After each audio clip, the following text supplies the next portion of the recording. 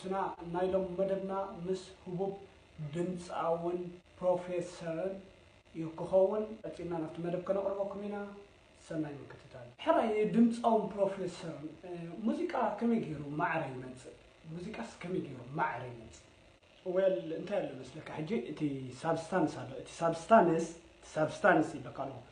ነቲ ኦብስታክል ኢንካሬጅመንት ምስ ገበሮ እቲ ሙዚቃ the same ሆነ ማለት እዩ at the same time ድማ ሄሊኔሽን ዝበሃል ነገር ኣሎ ማለት እዩ ሕጂ እቲ ሄሊኔሽን ትሪላዚ እዚ ናይ ጊታር ዓይነት እቲ ሄሊኔሽን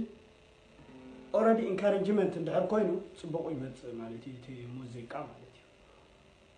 ስለምንታይ እዩ ሓደ ምሁር ዝብሰብ ቋንቋ ዱ ገይሩ ዘይኮርዕ ወይ ቋንቋ ዱ ገይሩ ዘይዛረብ ስለምንታይ እዩ ሓንቲ ቋንቋ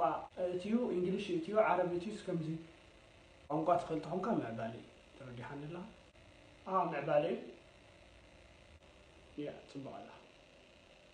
ቋንቋ ዱ ክዛረብ ዘይምኽኣሉስ እንታይ እዩ ቋንቋ ዱ ገይሩ ጽቡቕ ገይሩ ክዛረብ ይኽእል ስለምንታይ ናይ ባዕሉ ቋንቋ እትዩ ከምዚ ምዕባለ ገይሩ ዝስምዖ ሰብ فخسكوس انت خلي بالفخسكوس الميدومنا فخسكوس